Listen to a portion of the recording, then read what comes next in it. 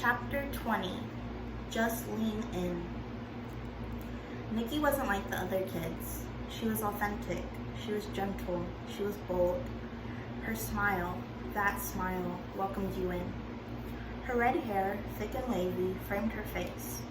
I turned my body to look back, my stomach rattling, pop rocks crackling off.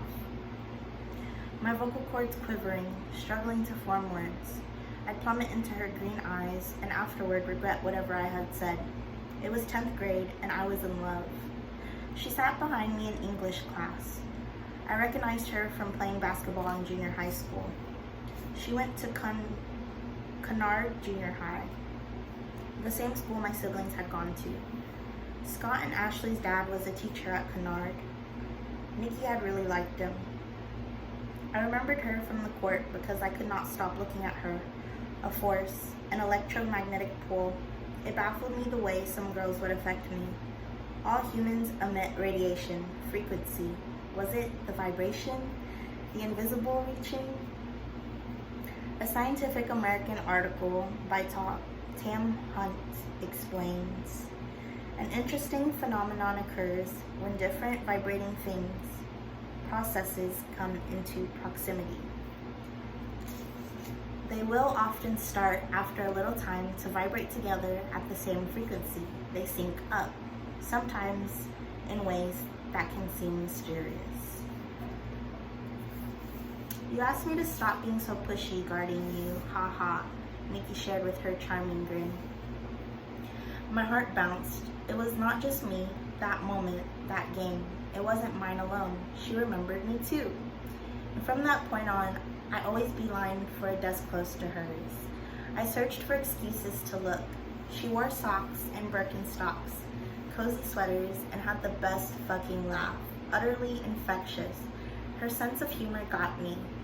Sweater vest solving the age-old problem, hot arms, cold chest, she said, completely deadpan in reference to her puffy vest. I cackled noisily. An uncontrollable, energetic swell merged with a burst of ebullience. I was about to combust. What the fuck was happening to me? I was too hyper. She's probably thinking I'm annoying. Be more chill next time. Be more chill. I wanted to know her better. I wanted to move the desk aside. I was transfixed. I was spellbound. Despite my feelings, I pursued boys. There was a cute guy who had dirty blonde hair and an interesting face with piercing eyes and a strong jaw.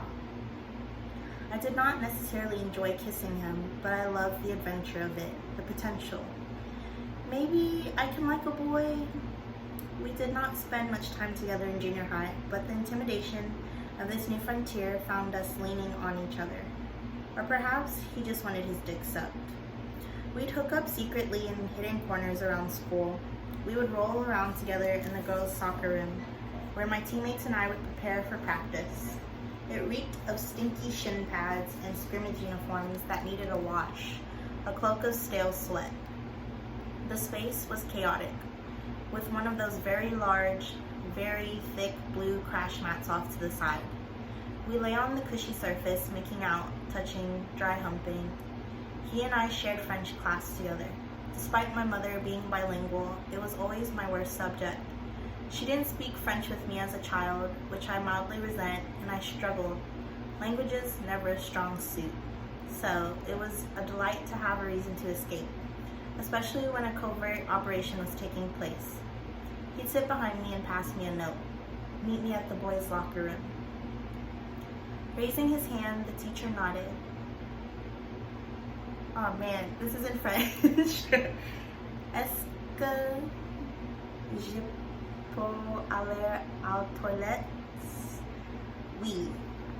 My lover rose and left the room. I let some time pass and stuck my arm up. Est-ce que je peux aller aux toilettes? Oui. I left the room and took a right down the deserted hallway. He stood outside Les Toilettes with an endearing confidence that couldn't quite conceal his nerves. The bathroom was vacant, soundless. We crept in, whispering, and sped into a stall, looking at each other with mischievous smirks. Lips smacking, he put his hand on my breast. My nipples grew hard.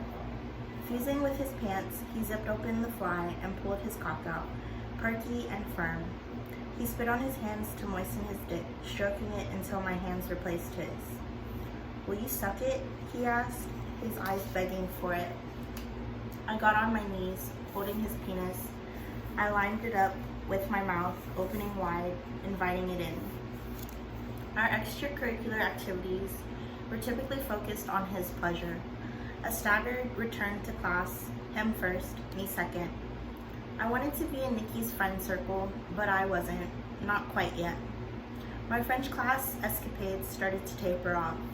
The thrill faded, sensation not outweighing risk, and you can't be going to the bathroom the same time every class or le professeur will catch on. Dry humping in the soccer room also lost its appeal. I had grown bored and numb. Why couldn't I feel more? I wondered at the time. The salivating that surrounded me, the urges, the boys, the girls. Were others pretending too? Nikki and I were becoming more and more comfortable with each other, transitioning from acquaintances to companions, an equal desire for closeness. My crush deepened. If she sat close, I wonder, was that on purpose? When she laughed and squeezed my upper arm, I'd think, maybe I should laugh and touch her back. I would giggle and quickly touch her shoulder. It felt like a new form of communication, disguised Morse code. I could not say the words outright, so my body searched for a way to transcribe them. On Nikki's 18th birthday, I biked across the city, heart thundering to bring her a card. The front had an illustration of two women communicating something suggestive. Lesbian innuendo. I wish I could remember what it was. I purchased it at Biscuit General Store downtown, one of the first, if not the first, hipstery clothing spots in the city. We loved that place. Could I say what my intention was? I don't know. It all felt mindless. It was just happening. When I brought the card, when I wrote in the card, when I sped across the city to deliver it to her with a gift. I had texted her on my thick Nokia cell phone to let her know I was on the way. Pumping my thighs, propelling forward, that vibration again. I couldn't get there fast enough. I tracked her down and handed it to her. She held the white envelope with two hands, staring down.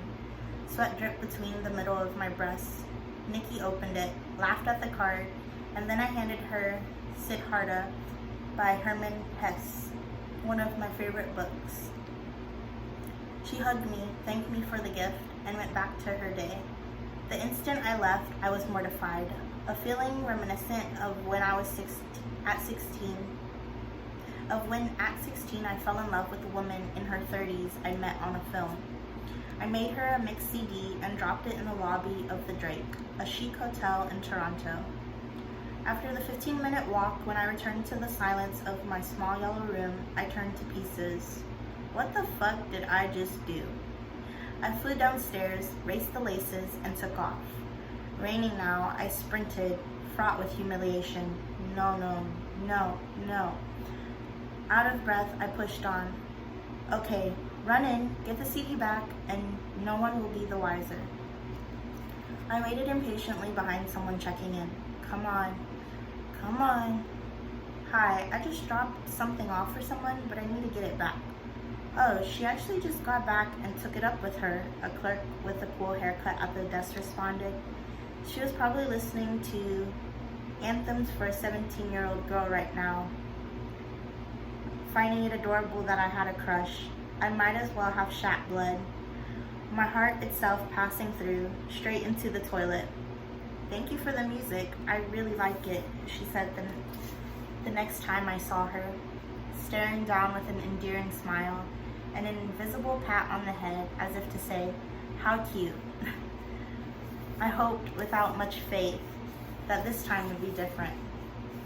Nikki and I skirted around our chemistry, hovering and ducking. We'd hang out constantly. It felt romantic at times. I was nearly certain it was not just me, but maybe it was. Maybe I was the only queer.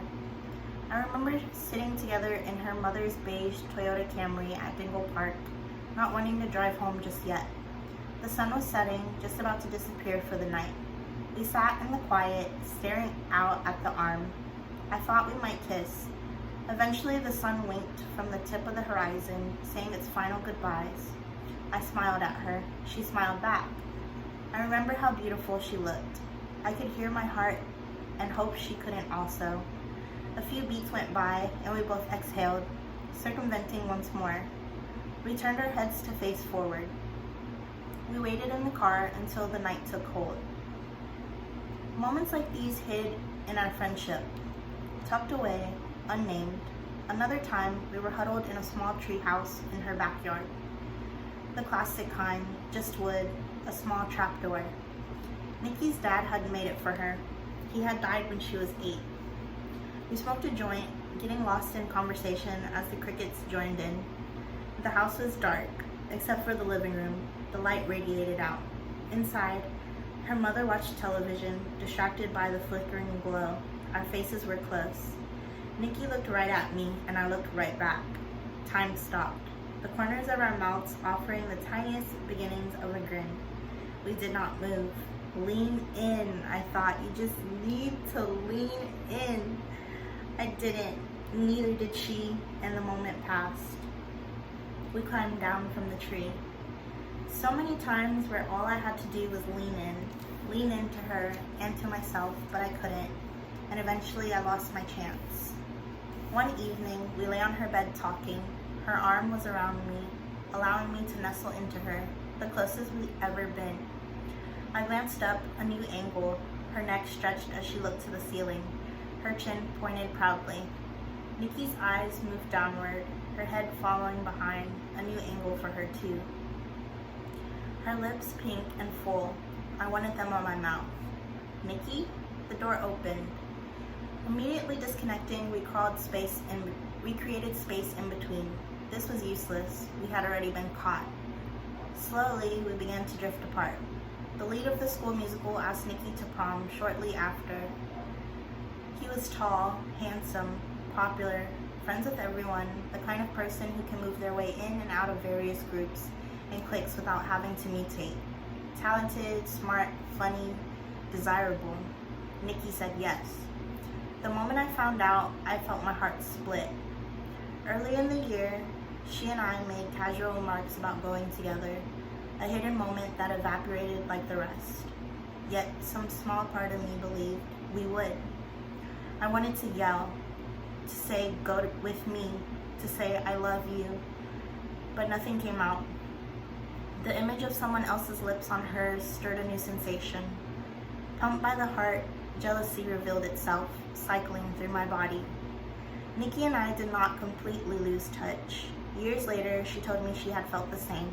I resent that we were cheated out of our love, that beautiful surge in the heart stolen from us. I'm furious at the seeds planted without our consent, the voices and the actions that made our roads to the truth unnecessarily brutal. She still has the copy of Siddhartha I gave her, with the inscription inside. Nikki, I'm not always great with words in regards to expressing feelings and sharing my thoughts. As you turn 18, I just wanted to let you know that I really do think you are amazing.